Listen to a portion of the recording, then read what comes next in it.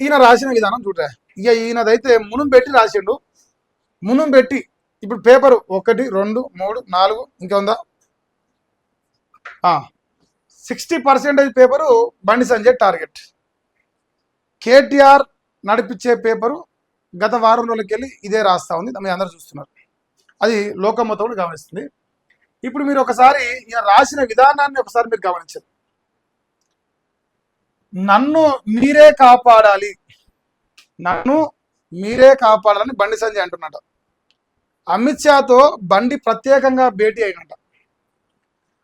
కొడుకు పోక్సో కేసుపై సుదీర్ఘ వివరణను చెప్పిండట. బర్తరఫ్ చేయొద్దని వేడుకున్న బండి సంజయ్. ఇదే పత్రిక, ఇదే తెలంగాణ పత్రిక, ఒక్క నిమిషం, బండి సంజయ్ ఈయన సొంత పార్టీ పెట్టాలంటుండు, బెదిరిస్తుండు, బ్లాక్మెయిల్ చేస్తున్నాడు రాసిపోయింది. ఇది నిన్నటి పేపర్, నిన్న నేను చదవలేదు. ఈయననే అంటాడు బండి సంజయ్ కొత్త పార్టీ పెడుతుండు, బెదిరిస్తుండు, నా దమ్మేందో చూపిస్తాను, బ్లాక్మెయిల్ చేస్తుండు, సెంట్రల్ పార్టీని ఈయన చెప్తాడు. మళ్ళీ ఇదే పెద్ద మనిషి రాస్తాడు, లేదు లేదు బండి సంజయ్ భయపడుతుండు, కాళ్ళు మొక్కుతుండు, ఏళ్ళు మొక్కుతుండు, దండం పెడుతుండు, నన్ను కేంద్రం నుంచి తప్పించదని బతిమలాడుతాను, ఈయన రాస్తాడు. మళ్ళా ఇదే వ్యక్తి రాస్తాడు, ఇదే తెలంగాణ పత్రిక రాసే విధానంలో ఉంటుంది కదా. ఇంకో ఈయన బండికి నట్టు బోల్ట్ టైర్ అవుతున్నట. ఎట్లయినా సరే బండిని కాపాడుకోవాలని తెలంగాణలో ఆర్ఎస్ఎస్ ప్రయత్నం చేస్తుంట. టార్గెట్ ఆర్ఎస్ఎస్ను, బీజేపీని, బండి సంజయ్ని. అంటే ఎవరైతే బండి సంజయ్కి అనుకూలంగా మారుతో వాళ్ళందరూ టార్గెట్ చేయాలి. బండికి నెల 26 డెడ్ లైన్. ఇలా 4 రోజుల పేపర్ వస్తుంది. 4 రోజుల పేపర్ అబ్జర్వ్ అయ్యి ఇలా వేరే వార్త ఉందానే, వేరే వార్త ఉందా? సో తెలంగాణ తెలియదా? ఇప్పుడు ఆయన ఛానల్ ఓపెన్ చేయరు, ఆయన ఛానల్ ఓపెన్ చేసి వీడియోలు చూడరు. ఒక్క రోజైనా సరే, ఇప్పుడు మహేష్ గారు ఓ రోజు కేటీఆర్కి అనుకూలంగా మాట్లాడతాం, ఓ రోజు రేవంత్ రెడ్డికి అనుకూలంగా మాట్లాడతాం, ఓ రోజు బండి సంజయ్కి అనుకూలంగా మాట్లాడతాం, ఇంకో రోజు ఇంకో నాయకుని మాట్లాడతాం. సమయం, సందర్భం, ఆ వార్త యొక్క శాంటిటీని బట్టి మనం ప్రజల తరఫున మాట్లాడే ప్రయత్నం చేస్తాం. కానీ అనుక్షణం జీవితం మొత్తం వన్ సైడ్గా రాసే వార్తల్ని మరి ప్రజలు గమనించరా? నేను రేవంత్ రెడ్డి మంచి పని చేసినాడు 100 సార్లు చెప్పిన మంచి పని అని, కానీ ఒకసారి కూడా ఇలా మంచి పని అని చెప్పడం నేను చూడలే. ఇప్పుడు ఇది రాస్తే ఇప్పుడు ఓపెన్ చేసే పర్పస్ కూడా ప్రజలకు రాసిరు. కార్యకర్త నుంచి బీజేపీ నుంచి వచ్చినోండి కాబట్టి నాకు అంతో ఇంత అభిమానం ఉన్నది. దానివల్ల ఇప్పుడు నేను దీన్ని వ్యతిరేకిస్తున్నా అనడానికి లేదు. ఎన్ని రాసిండు, ఎన్ని రకాలుగా రాసిండు ఈ పేపర్లా, దాని అర్థం ఏంది? ఎవరు రాపిస్తే రాస్తారు, ఎవరు అక్కడి కోసం రాస్తారు. ఈయన పర్టికులర్గా అసెంబ్లీ ఎన్నికల్లో, పార్లమెంట్ ఎన్నికల్లో కరీంనగర్లో బీఆర్ఎస్ గెలుస్తుందని రాస్తాడు. దాని మీద ఒక సర్వే చేస్తాడు, సర్వే చిట్టీలు పెడతాడు, మైండ్ డైవర్ట్ చేయాలి. అంటే కేటీఆర్కు బీజేపీలో భయం అయ్యే ఒకే ఒక నాయకుడు బండి సంజయ్. ఇక టార్గెట్ ఈయనతో చేపిస్తాను. ఈ పత్రికతోని ఈయనతోని ఎంత టార్గెట్ చేయించినా ప్రజలు గ్రహిస్తారు, వాళ్ళకి ఎంత శానిటీ ఉంది, ఎంత జెన్యున్గా వార్తలు రాస్తారు, ప్రజల్లో వాళ్ళకి ఎంత వాల్యూ ఉందని కూడా బేరీజు వేసుకుంటారు జనాలు. కానీ నేను చదువుతా, మన నెగిటివ్గా పురోగంగా అవుతుంది, పోటీ అవుతుంది. అరే నెగిటివ్గా రాసిన చదవలేదని, నెగిటివ్గా రాసి ఈయన రాసింది కదా భయపెట్టిస్తుండు, బెదిరిస్తుండని, మళ్ళీ ఈయన రాస్తాడు కాళ్ళు పట్టుకుంటూ ఏళ్ళు పట్టుకుంటూ బతలాడుతున్నాని. ఏది నిజం? ఇదే పత్రిక రాసిన ఆ వార్త నిజమా? ఇదే పత్రిక రాసిన ఈ వార్త నిజమా?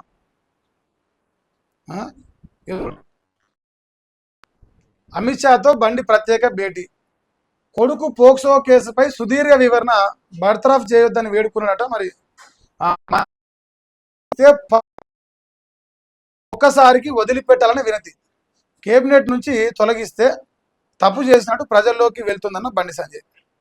అయితే ఈ ఒక్కసారి వదిలేయమని చెప్పినట్ట. విన్నాడా? ఈయన పోయి కూర్చొని, ఇప్పుడు ఈ మీటింగ్ అయ్యింది, క్వశ్చన్ మార్క్ వేసిండు, పోయి కూర్చొని చూసిండా? చూడలే కదా. ఇది రాసే విధానం. ఈయన బీసీనే, బండి సంజయ్ గారు బీసీ. ఇదే కేటీఆర్ మీద కేటీఆర్ బామ్మర్ది డ్రగ్స్ కేసులో ఏం రాతలు రాసినో మీకు తెలుసు, నాకు తెలుసు, నేను చదివిన. ఇట్లా జాకీలు పెట్టి లేపే ప్రయత్నం కేటీఆర్ని, కిందంగా హైడ్రాలిక్ జాకీలు పెట్టి కేటీ రామారావు చిన్న పార్టీ చేసిండు, సన్న పార్టీ చేసిండు, ఏం లంగా పని చేయలేదు అలా బామ్మర్ది, అల్లా అసలు దావతే జరగలేదు, ఈ రకంగా రాసుకొచ్చింది. ఎందుకు నడిపించేటప్పుడు రాయాల్సి వస్తుంది. ఇంకోటి, పోక్సో కేసు ఎఫ్ఐఆర్లో బండి సంజయ్ పేరు తప్పించిర్రా, బండి సంజయ్ పేరు తప్పించిర్రా. సంజయ్ బెదిరించాలని బాధితురాలు ఫిర్యాదు చేసింది. పోలీసులు మరి పేరు ఎందుకు చేర్చలేదు, కనీసం విచారణకైనా ఎందుకు పిలవడం లేదు. నిందితుడు భగీరథను దాచిపెట్టానని మీడియా ముందే ఒప్పుకున్న సంజయ్ నిందితుడిని కాపాడే ప్రయత్నం చేసినందుకు మరి బిఎన్ఎస్ సెక్షన్ 238 ఎందుకు పెట్టడం లేదు. చర్చనీయాంశంగా మారిన కేసు వ్యవహారం ఎక్కడ? తెలంగాణ పత్రికలన, న్యూస్ లైన్ ఛానల్న ఏడ చర్చనీయాంశంగా ఉంది? నాకు కనపడలేదే ఆ చర్చనీయాంశం. తెలంగాణలో ఇన్ని పత్రికలు, ఇన్ని పేపర్లు నడుస్తున్నాయి, ఇన్ని ఛానల్ నడుస్తున్నాయి కదా. చర్చ మనం పెట్టాలనుకున్నప్పుడు చర్చనీయాంశం అవుతుంది, లోకం పెట్టాలనుకున్నప్పుడు అది వాడుతుంది. లోకం పెడతలేరు కదా, మనమే పెడుతున్నాం చర్చను. ఇప్పుడు ఎఫ్ఐఆర్లో బండి సంజయ్ గారు పేరు తప్పించారని చెప్పేసి ఇంకొక క్వశ్చన్ మార్క్. ఈయన వార్త రాసిన ప్రతిరోజు, అంటే బండి సంజయ్కి నెగిటివ్గా ఒక వార్త రాస్తున్న ప్రతి క్షణం ఆయన క్యారెక్టర్ అసాసినేట్ చేస్తూ ఇంకో వార్త కొడుకుతూ రాస్తుంది కంటిన్యూషన్గా. ఇగో మీకు నిన్న మన పేపర్లో కూడా చూడొచ్చు. రాసి బండి ఈడ రాసిండు, ఒక్క నిమిషం, ఈడమటే బండి బయలు అంటే కొడుకు కేసు ఇటుపక్క, తండ్రి కేసు ఇటుపక్క, కొడుకు కేసు ఇటుపక్క, తండ్రి కేసు ఇటుపక్క. దాని అర్థమైంది, ఎక్కడ ప్రజలు పత్రికను నెగిటివ్గా అనుకుంటారు భయంతో మళ్ళీ ఏమంటే కొడుకు కేసు పెట్టాలి. కొడుకు ఇట్లుంది కాబట్టి తండ్రి ఇట్లా రాసింది. పత్తిత్తులోని చెప్పుకునే ప్రయత్నాలకి కవర్ డ్రైవ్ అనమాట. దీని పేరు కవర్ డ్రైవ్ అంటారు. ఇది రాసిన విధానం. ఆయనదే, వేరే వాళ్ళ పేపర్ కంపేర్ చేస్తారని ఆయన పేపరే కంపేర్ ఇస్తారు, మంది పేపర్ కాదు ఇది. ఒకరోజు ఒక రకంగా, ఒకరోజు ఇంకో రకంగా. ఇక్కడ ఎఫ్ఐఆర్లో బండి సంజయ్ పేరు ఎందుకు లేదు క్వశ్చన్ మార్కు. రేవంత్ రెడ్డికి మోడీ చెప్పాడు. ఈ వార్త ఎందుకు నమస్తే తెలంగాణ రాయలేదు? నమస్తే తెలంగాణ ఎందుకు ఈ వార్త డైరెక్ట్గా ప్రింట్ చేయలేదు? ఈయన మాట్లాడతాడు, ఈయన రాస్తాడా? ఈయన డైరెక్ట్ నమస్తే తెలంగాణలో ఈయన ముఖం రాదా? అంటే ఒక దళిత బిడ్డ ఆర్ఎస్ ప్రవీణ్ కుమార్ గారు మెయిన్ పేపర్లోకి రావద్దు. అదే ఆయన పేరు ఏం పేరు, జీవన్ రెడ్డి, ముసలాయన, పక్కన తోక ఉంది కాబట్టి ఆయన మెయిన్ పేపర్లో తీసుకొస్తారు. భగీరథ్ లొంగిపోయి 5 రోజులు గడుస్తున్నా ఇంతవరకు పోలీసులు అతన్ని కస్టడీ కోరలేదు. నిందితుడిని కాపాడేందుకు రేవంత్ తండాట పడుతున్నాడు. బీఆర్ఎస్ జైలుకు పోతా ఉన్నాడట. బాధితురాళ్ళకి న్యాయం జరిగే వరకు పోరాడతాం, బీఆర్ఎస్ నేత ఆర్ఎస్ ప్రవీణ్ కుమార్. సో న్యాయం తెలంగాణలో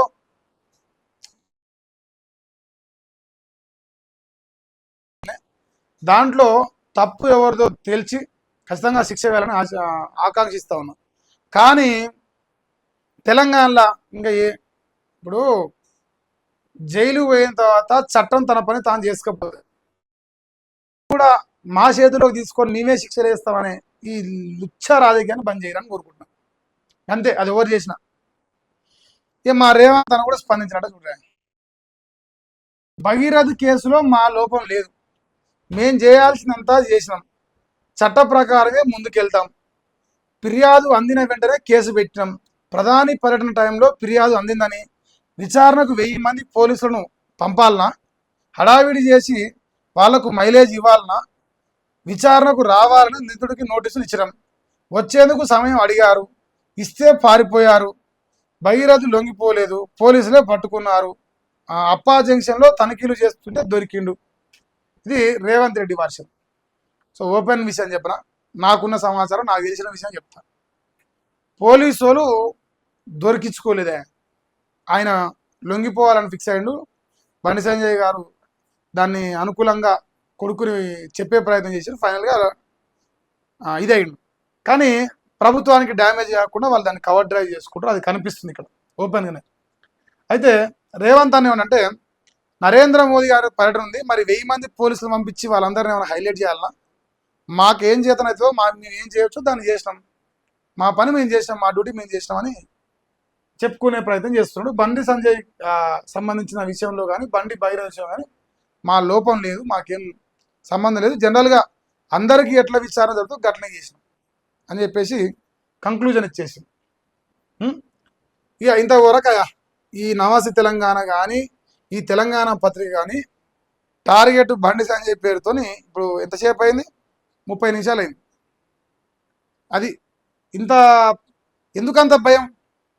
వాళ్ళు అదే సిరిసిల్లలో టీఆర్ఎస్ పార్టీ పార్లమెంట్ ఎన్నికల్లో ఏ రాడు కూడా మెజార్టీ రాలేదు బండి సంజయ్ గారు వచ్చిన కానిచ్చి. ఇప్పుడు ఆఖరికి సిద్దిపేట కూడా రఘునందన్ రావు కొట్టేసిండు. ఇప్పుడు ఇట్లా కరీంనగర్లో కేసీఆర్ గారి రాజకీయ జీవితం ఉమ్మడి కరీంనగర్లోనే మొదలైంది. ఆయన ఒక ఉప్పెనలాగా తెలంగాణ ఉద్యమాన్ని చేసి రాజకీయాల్లో సంచలనం సృష్టించి తెలంగాణ రాష్ట్రాన్ని ఏర్పాటు చేసుకోవడానికి మేజర్గా ఆయన రాజకీయ భవిష్యత్తు ఉపయోగపడ్డది కరీంనగర్. అట్లాంటి కరీంనగర్ గడ్డ మీద ఒక ఎనమదొరను ఢీకొని, ఒక ఎనమదొరను ఎదుర్కొని ఒక బీసీ బిడ్డ రాజకీయాల్లో ఎదిగి వాళ్ళ ప్రభుత్వాన్నే గద్దె దింపే స్థాయికి తీసుకొచ్చిన వ్యక్తి బండి సంజయ్ కుమార్. అందువల్ల కేటీఆర్కి కానీ, బీఆర్ఎస్ పార్టీకి కానీ, కేసీఆర్ కానీ బండి సంజయ్ కరీంనగర్లో ఎదగడం నచ్చదు. అది క్యాజువలే, జనరలే. కానీ ఎందుకు బీజేపీలో ఉన్న ఆ ముగ్గురు నాయకులకు నచ్చడం లేదు అనేది ప్రశ్న. మళ్ళీ ఆ ముగ్గురు బీజేపీలో ఉన్న నాయకులు ఇప్పుడు కేంద్ర మంత్రులు కావాలని ప్రయత్నాలు చేస్తారు. ఉన్నోని దించి నేను కావాలని ఈ దుర్మార్గమైన రాజకీయం పనిచేస్తే తెలంగాణలో బీజేపీ కార్యకర్తలు సంతోషంగా ఉంటారు. మందికి అంటే మనోడు పోయి శత్రువుతో చేతులు కలుపుతాడు. సింపుల్గా చెప్పాలంటే ఇంటి దొంగను ఈశ్వరుడు పట్టలేదని ఒక సామెత ఉన్నది. ఆ ఇంటి దొంగలు పబ్లిక్లో దొరకరు, పబ్లిక్లో దొరకడానికి అవకాశాలు కనిపిస్తలేవు.